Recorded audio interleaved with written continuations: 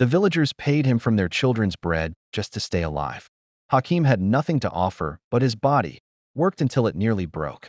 Before dawn, Hakim was dragged into the fields, tearing at merciless soil beneath a burning sun, while Amer's voice cracked behind him like a whip, denying him even the right to breathe. Rest was forbidden. When one torment ended, another began. Stones ripped from the earth, threats hanging in the air. Work, or I'll leave you bound in the heart of the desert, where no one will ever hear you. Hakim was not the only one suffering. The entire village groaned under the weight of helplessness. Neighbors watched him through the cracks of their doors, hearts squeezed with pain, but fear of Amer bound their hands and silenced their tongues. They saw his childhood trampled before their eyes and had nothing to offer him but looks of sorrow. Silence ruled the scene, and Hakim's silence was louder than any scream. Oppression had taught him that words were useless with those who knew no mercy. He survived on crumbs of bread and a little milk, were it not for the hand of the old woman Muhammad, who risked secretly giving him food while wiping her helpless tears over his enduring sorrow. When night came, Hakim found no comfort in sleep but in a tiny cell, as Amer locked him inside the hut with a massive iron lock. The echo of its closing resounded in Hakim's soul like an announcement of the end of one day of torment and the waiting for another, harsher one. Behind the locked door, Hakim stared into the pitch darkness, feeling the walls tighten around his weary chest, asking bitterly, "Was I created just to be a tool in the hands of a tyrant? And does this oppression have an end beyond these sands where Amer's voice cannot reach?" That evening, Hakim returned from the stone quarry with an exhausted body, his bones nearly falling apart from the weight he had carried. He collapsed in the corner of his dark hut, leaving behind a sky heavy with black clouds, heralding a violent storm. Outside, Amer was absorbed in counting his wealth of sheep, and in his greed he neglected to secure the pen door properly. As night fell, the storm erupted. Fierce winds battered the fragile hut walls, frightening the ewes, which burst out of the pen and scattered into the vast desert. Hakim knew nothing of this until the fog lifted in the morning and Amer violently opened the hut door, shaking the place. A thunderous scream shattered the silence. "Where are the sheep, you cursed boy?" Amer dragged Hakim to the pen, and with one glance at the open door and the obvious loss of the flock, he poured his rage onto him. Neither Hakim's exhaustion nor his loyalty spared him. Amer accused him of negligence and deliberate wrongdoing, grabbed him by his torn shirt, threw him back into the hut, and slammed the lock shut, growling terrifyingly. "Prepare yourself. When I return from the market, I will cut off one of your fingers, so your pain becomes a permanent reminder that prevents you from neglecting your duties again." Hakim remained alone, staring in disbelief at his 10 fingers, imagining them incomplete. His screams exploded inside the narrow hut. At that critical moment, Muhammad passed by the hut and heard his heart-rending sobs. She approached the door and whispered his name. When he told her of Amer's plan, her old sense of honor surged.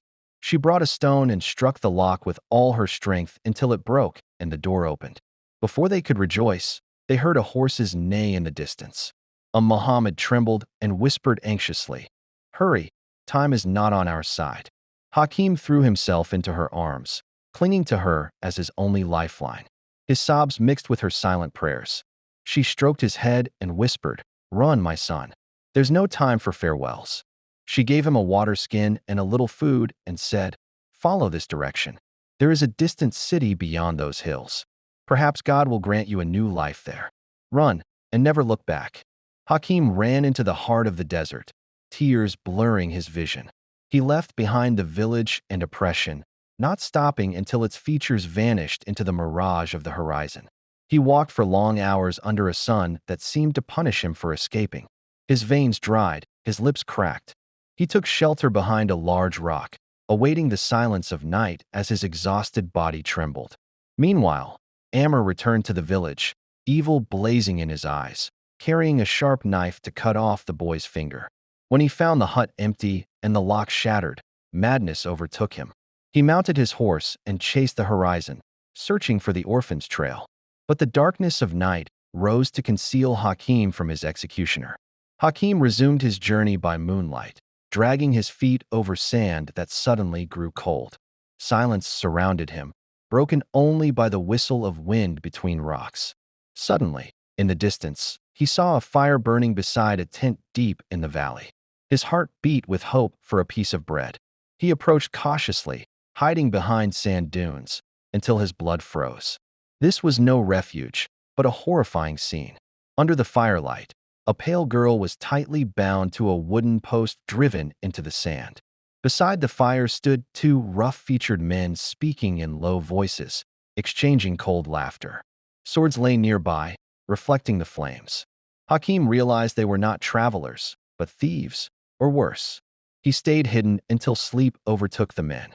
Then he crawled slowly on his knees toward the girl, placed his hand over her mouth, and whispered, "Don't be afraid. I'm here to save you." Finding no knife, he took a sharp stone and rubbed the ropes with all his strength. After moments that felt like eternity, the ropes snapped. He signaled her to follow him, and they ran silently as the wind erased their footprints. At dawn, they leaned against a distant rock, gasping for breath. At that moment, destiny began weaving its threads between two hearts united by the bitterness of captivity. Hakim poured the remaining water into the girl's mouth. She looked at him with frightened eyes and asked, "Who are you, and why are you here?" He replied calmly, "I'm Hakim, fleeing injustice that nearly ended my life." She wept and said bitterly, "My name is Nada. I'm from a village ruled by ignorance and superstition. I'm an orphan, and in their belief, orphans are omens of misfortune. They think my blood will calm the dormant volcano beyond those hills. Those men are the village guards. They kidnapped me to sacrifice me at the full moon." Then she asked about his story, and Hakim told her briefly about Amr and his escape with Muhammad's help. He took her hand and said firmly, "Do not be afraid. We escaped death with difficulty, and we'll continue together. There's a city beyond this horizon where no one will dare touch us." Suddenly, hoarse neighs and angry shouts pierced the silence. Hakim froze. The men had discovered her escape. He hid Nada in a narrow, rocky crevice as the men passed, waving their swords in fury. When they vanished, Hakim continued under the scorching sun. The terrain changed into sharp rocks that tore their feet. Nada collapsed, whispering weakly, "Go, Hakim. Leave me. I can't carry my body anymore." Without hesitation, Hakim lifted her onto his back despite his own weakness. Every step felt like a dagger piercing his feet, but he did not stop. At night, he climbed a rocky peak and suddenly saw distant lights twinkling like fallen stars. Tears of joy filled his eyes. "Look, Nada, it's the city." They reached it at night, collapsed in exhaustion, and waited for morning. At sunrise, Nada awoke screaming, thinking the ropes were still on her wrists, until she realized she was safe. The city came alive with bustling markets. Hakim said, "I've fulfilled my promise. You are free now." Nada replied, "I have no one in this world but you. I want to stay." They faced the future together. Hakim found work farming land for an old man. It was no longer slavery, but a future built by their own hands. Months passed. Hakim bought a small house. He proposed to Nada, and she accepted. His once bleeding hands now planted love and harvested life. One day, Hakim thought he saw Amr, but it was only an old fear. They found dignity, freedom, and love, though scars remained. If you enjoyed the story, don't forget to subscribe to the channel and share your opinion in the comments.